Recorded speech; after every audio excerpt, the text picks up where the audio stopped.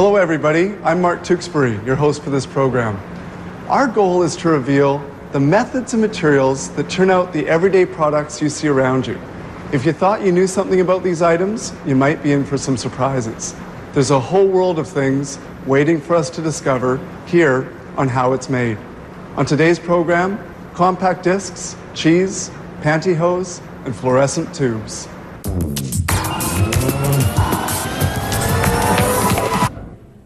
Some people are drawn to those shiny cars with that special metallic finish. Metallic paint actually contains metal particles, most often aluminum. Powdered metal is combined with paint paste to provide color, brilliance, and that metallic effect. The larger the particles, the greater the effect.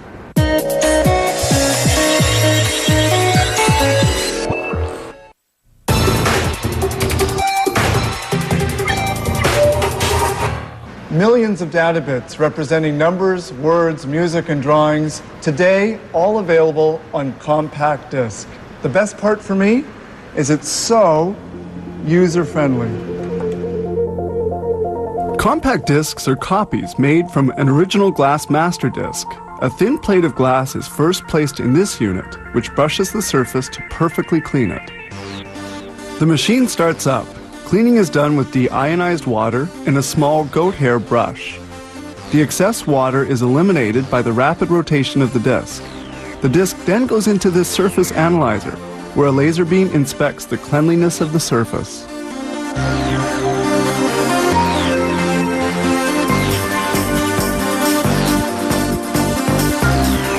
At this stage, two chemicals are applied, a primer and a photoresistant coating.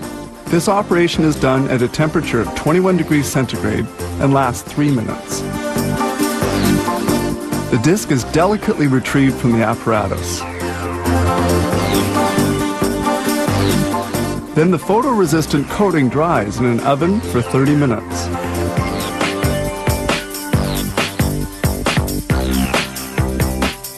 This developer has two spouts. One applies deionized water and the other sprays a solution to develop the data etched on the glass. The information is now engraved on the disc. The disc is placed in this metal coating equipment. The next step consists of applying a thin coating of nickel and vanadium. This electroforming process results in the master from which discs will be made. The etched glass is immersed in a chemical solution for 70 minutes.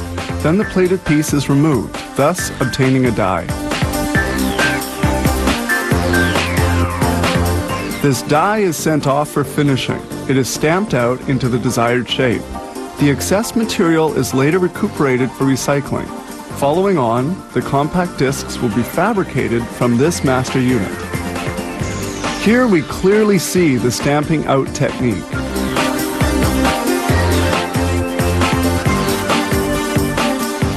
The master is taken out. A technician peels off the film, which protected the data etched onto the die. Following a visual inspection, the die is sent to the pressing department. The die is delicately installed in the mold, which will form compact discs.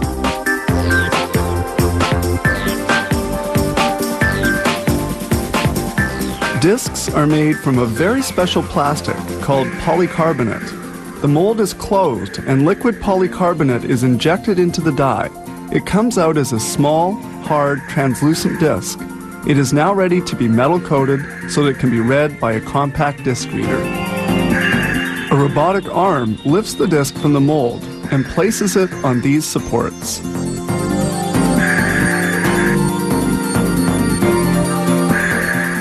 This metallizing process is extremely short and very simple, taking but a second. It consists of covering the plastic disc with a very thin coating of aluminum.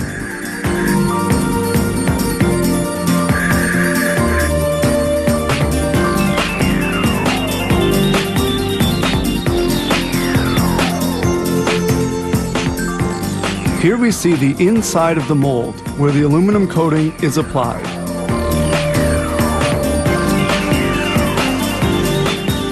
In this facility, almost everything is automated. This allows for the production of over 100,000 compact discs per day.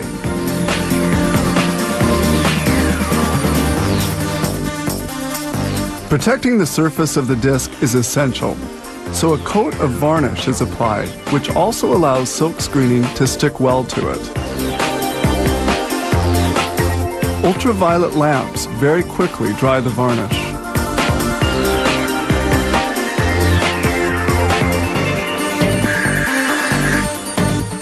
And here in the pressing room, they apply the label. This step is also very fast since the machine prints 70 discs in 60 seconds. Once the silk screening is completed, the finished discs leave for packaging.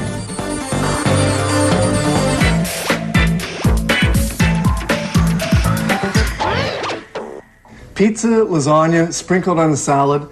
Many people like a little cheese in their life. The story of making cheese is one involving milk, curds, and whey. Like all cheeses, mozzarella starts from milk. To assure good milk quality, the interior and exterior of tank trucks transporting milk must be washed after being emptied. A tank such as this one can carry an average of 30,000 liters of raw milk at a temperature of 3 or 4 degrees centigrade. Raw milk destined for cheese making contains 3.8% fats and 3.3% proteins.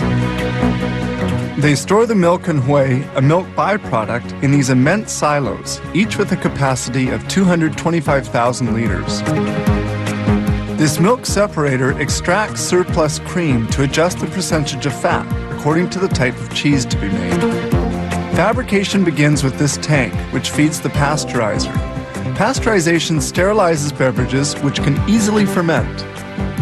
Milk samples are drawn off to precisely determine their milk fat and protein content. Tests are carried out in this laboratory where they impose controls. These test tubes contain milk samples which will undergo microbiological analysis. Milk quality must be impeccable.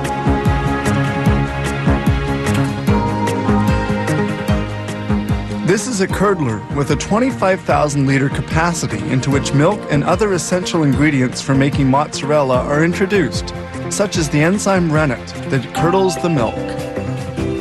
This mix must be well stirred and cooked. The agitators are used to cut the whey into little lumps. This step takes about 30 minutes.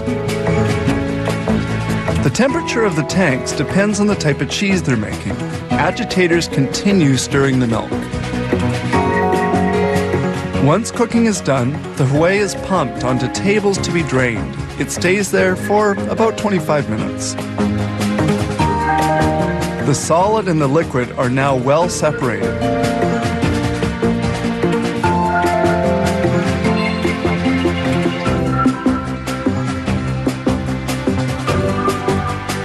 The liquid we see draining is called lactose serum. The lactose serum will be concentrated and transformed into milk byproducts.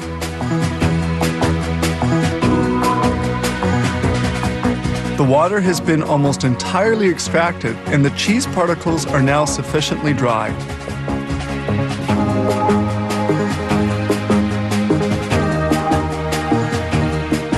This large automated blade then moves cheese particles towards the next step. That is, toward the molder.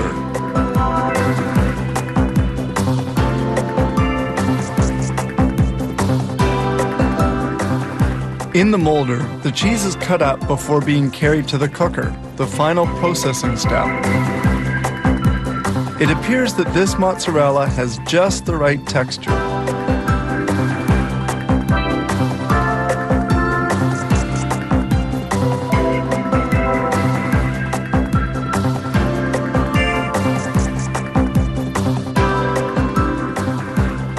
The cheese finally arrives at the molder, which will give it the proper shape. Each mold has a 2.5 kilo capacity and is rectangular. Brine, a salt solution, serves to cool as well as to salt the cheese blocks. The blocks are unmolded and fall into a brine tank.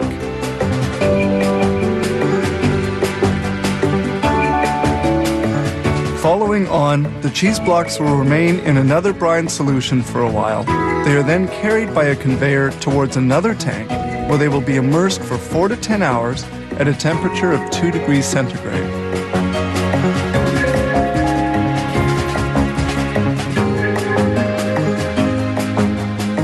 Sprays of brine remove the foam which forms at the surface of the tank. The 30,000 liters of milk that we saw coming in by truck at the beginning have enabled them to produce some 1,400 blocks of cheese in only 8 to 12 hours. The cheese blocks are finally vacuum-packed, ready for shipment.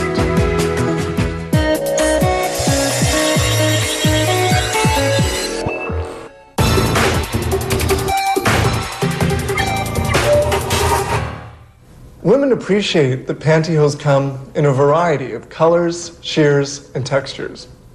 Us guys, we appreciate them too. Maybe for different reasons.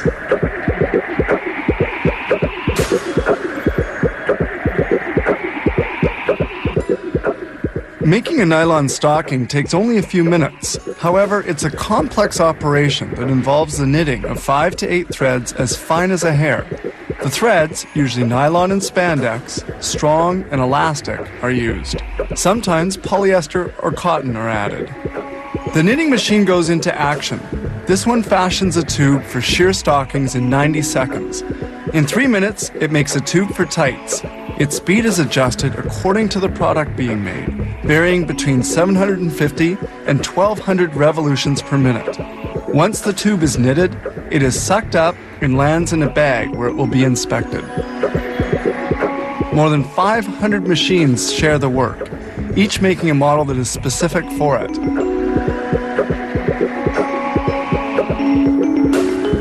The two ends must now be joined. This automated machine assembles the two tubes together to form the pantyhose.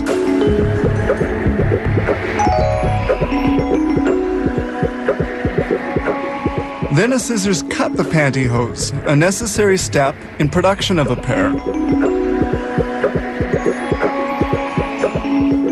This opening is enlarged to allow for sewing, which will join the two tubes at the point of the panty.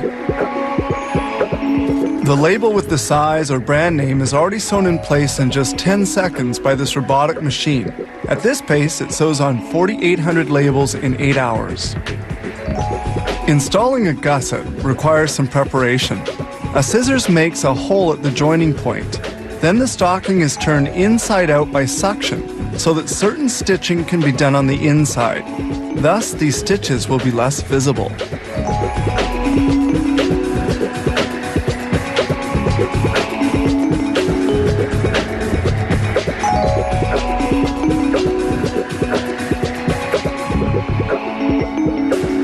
Now the foot must be sewn. This robotic machine places the foot in position. Then a sewing machine makes stitches at the same time that it cuts away excess material. This step requires only 10 seconds. Then the pantyhose is turned right side out, again using suction.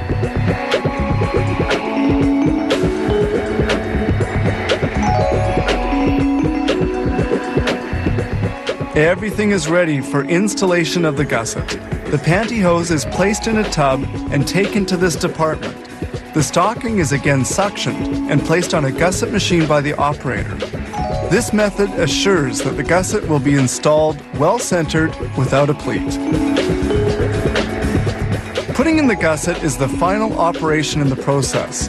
A pre-cut piece of cotton is slid into the space reserved for the gusset and automatically sewn in. Only aesthetic touches remain, such as adding a little color to the pantyhose. They're placed in this machine, which has a large drum with 4 compartments and a 45-kilo capacity. The pantyhose are washed in soapy water, then immersed in dye. Temperature climbs gradually to 93 degrees centigrade. After a 5-minute rinsing cycle, a softener is added. This all takes 2.5 hours. Once dried, they proceed to inspection. The pantyhose is placed onto a form which stretches it to allow inspecting for any imperfection. If all is well, the pantyhose is transferred onto another metal form where it will be pressed. The pantyhose is positioned, guided by a magic eye. The pantyhose is then carried toward a steam room, remaining there for 2.5 seconds before being dried in 7.5 seconds at 140 degrees. They fold and pack 420 pantyhose per hour and make 180,000 pairs per day.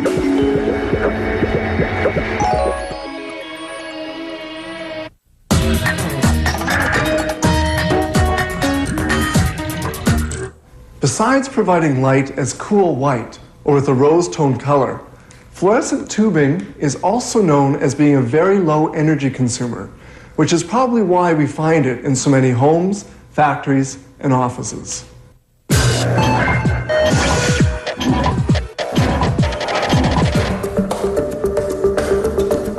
Once the only source of light was the flame of fire in the forms of torch, candle, and oil lamp.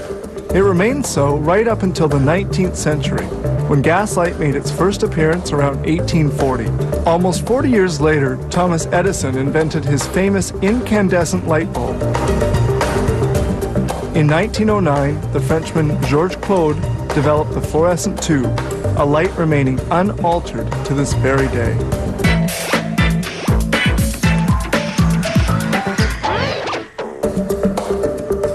Did you know that mercury permits us to see in the dark? The production of fluorescent lamps is highly complex. The fabrication process starts with glass tubes that have been meticulously cleaned with warm water to remove dirt and impurities.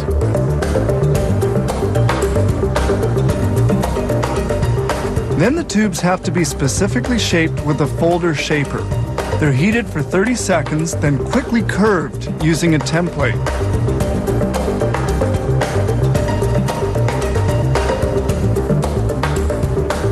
This automated machine can bend 14 tubes a minute.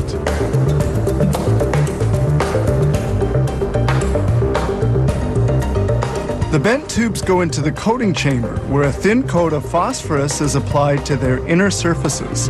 It's phosphorus which produces light by transforming ultraviolet generated by the ionization of mercury. Then the surplus phosphorus is removed from the ends of the tube to facilitate sealing them. They now move to the electrical components. The cathode mount is made in this auto mount. Here they make the wire carrying current from the mount. The wire carrying the current is shaped. And here the wire is heated. This prepares it for the next step because it's essential to prevent the cathode coating from spreading to the prongs. The filaments are inserted into their mounts. The emissive substance plays a crucial role. When heated, it emits electrons which participate in producing light. The emissive substance is actually this liquid, and the wiring mount is transferred from the auto mount to the sealing machine. At this stage, the wiring mount and the glass tube are finally joined. Sealing is done at a very high temperature.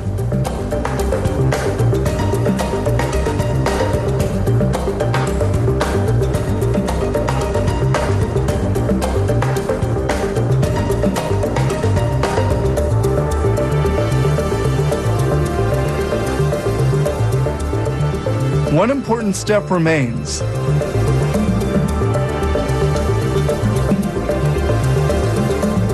This is where the glass tube is emptied of air and filled with gas. This machine also decarbonizes the tube and introduces the drop of mercury, essential for producing light. Once the very tiny drop of mercury is injected into the tube, the production process for making the fluorescent lamp is now nearing completion.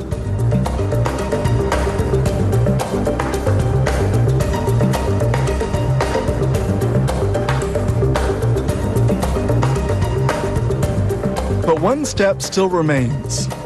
This threader positions the wires for insertion of the tube cap, which serves to establish electrical contact. The tube cap is placed into position in preparation for sealing. The cap must not only be securely attached, but also installed in a watertight way to eliminate any risk of leaking. The capper permanently seals the cap onto the tube, and it's all finished.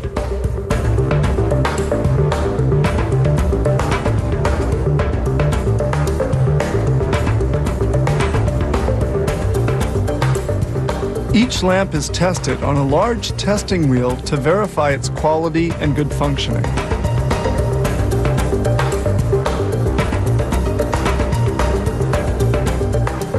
And once the meticulous inspection is over, the fluorescent lamps are carried to the packaging department.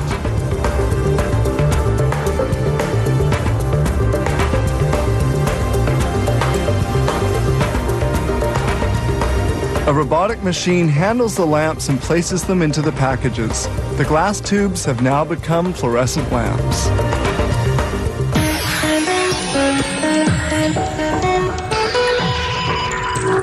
If a picture's worth 1,000 words, I hope what you saw today speaks for itself. Our goal was to show you behind the scenes the manufacturing of everyday items. I'm Mark Tewksbury. See you next time on How It's Made.